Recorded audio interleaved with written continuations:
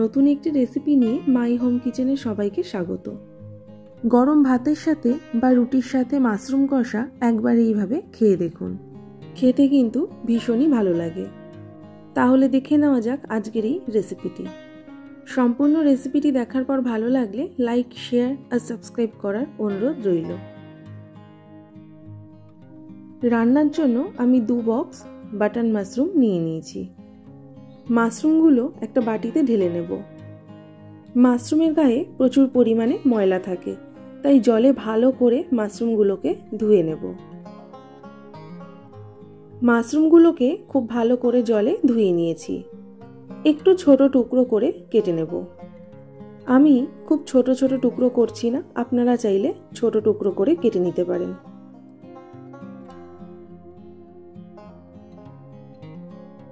নিয়েছি 2 মিডিয়াম সাইজের আলু। আলুর খোসা ছাড়িয়ে ভালো করে ধুয়ে নিয়েছি। এবারে আলুগুলোকেও ছোট ছোট টুকরো করে কেটে নেব। 3টে মিডিয়াম সাইজের পেঁয়াজ নিয়েছি। পেঁয়াজগুলোকে ফাইন চপ করে নেব।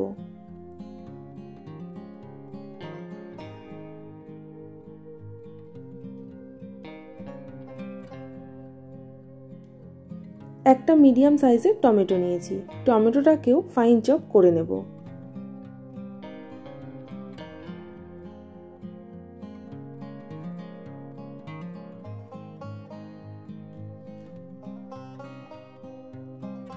প্রথমে কড়াইতে কিছুটা পরিমাণে জল গরম করে নিয়েছি। এবারে কেটে রাখা মাশরুমগুলোকে দিয়ে দেব। দিয়ে দেব হাফ চা চামচ হলুদ আর হাফ চা চামচ নুন। নুন আর হলুদ মিশিয়ে নিয়ে হাই হিটে ফুটতে দেব। আমি মাশরুম রান্না করলেই কিছুক্ষণের জন্য গরম জলে মাশরুমগুলোকে ফুটিয়ে নিই। জল ফুটে উঠেছে, এবারে গ্যাস অফ করে দেব। খুব বেশিক্ষণ ধরে মাশরুমগুলোকে কিন্তু ফোটাবো না। এবারে একটা স্ট্রেনারের মধ্যে মাশরুমগুলোকে তুলে নেব।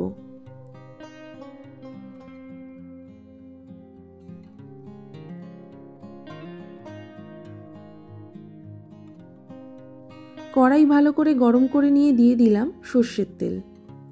তেল ভালো করে গরম করে নিয়ে দিয়ে দেব একটা তেজপাতা, একটা শুকনো লঙ্কা আর কয়েকটা গোটা গরম মশলা, আর দেব হাফ চা চামচ গোটা জিরে। ফোড়ন হালকা ভেজে নিয়ে দিয়ে দেব পেঁয়াজ। পেঁয়াজগুলোকে হালকা লাল করে ভেজে নেব, খুব বেশি লাল করে কিন্তু ভাজবো না। পেঁয়াজ হালকা লাল করে ভেজে নিয়েছি। এবারে দিয়ে দেব কেটে রাখা আলু। পেঁয়াজের সাথে আলুগুলোকে ভালো করে মিশিয়ে নিয়ে আবার 2 মিনিট মতো ভেজে নেব। যারা নতুন বন্ধুরা আছেন, সম্পূর্ণ রেসিপিটি দেখার পর ভালো লাগলে অবশ্যই চ্যানেলটিকে সাবস্ক্রাইব করে দেবেন, যাতে নেক্সট ভিডিও নোটিফিকেশন খুব তাড়াতাড়ি আপনাদের কাছে পৌঁছে যায়। দিয়ে দিলাম স্বাদ মতো নুন। নুন ভালো করে মিশিয়ে নিয়ে আবারও কিছুক্ষণ ভেজে নেব। এবারে লো হিটে 2 থেকে 3 মিনিটের জন্য ঢাকা দিয়ে সেদ্ধ করে নেব।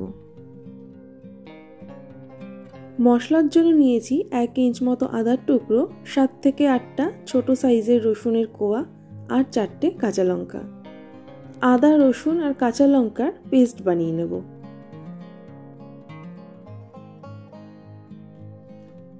দু থেকে 3 মিনিট পর আলুগুলোকে একটু নাড়াচাড়া করে নেব। আলুগুলো পুরোপুরি সেদ্ধ হয়ে এসেছে। এবারে বানানো মশলা দিয়ে দিলাম আর দিয়ে দেব টমেটো। সব কিছু মিশিয়ে নিয়ে মিডিয়াম হিটে মশলা ভালো করে কষিয়ে নেব, যাতে মশলার কোনো কাঁচা গন্ধ না থাকে।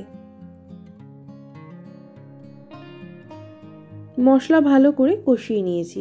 এবারে দিয়ে দেব 1 চা চামচ হলুদ, 1 চা চামচ জিরের গুঁড়ো, 1 চা চামচ ধনে গুঁড়ো, 1 চা চামচ শুকনো লঙ্কার গুঁড়ো, 1 চা চামচ কাশ্মীরি লঙ্কার গুঁড়ো আর 1 চা চামচ চিনি।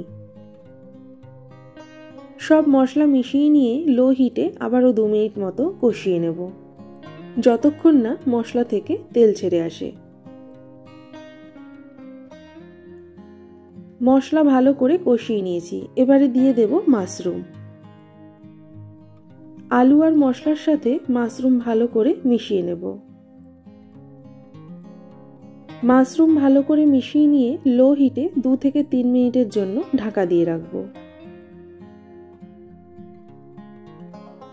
2 থেকে 3 মিনিট হয়ে গেছে, মশলা থেকে অনেকটাই তেল ছেড়ে এসেছে।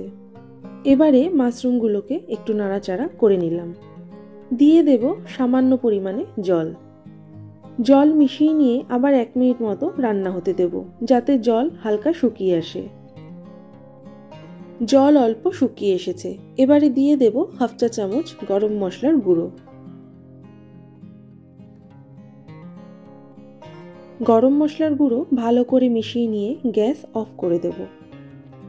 তাহলে রেডি আমাদের আজকের রেসিপি মাশরুম কষা। আশা করি আজকের রেসিপিটি আপনাদের ভালো লাগবে।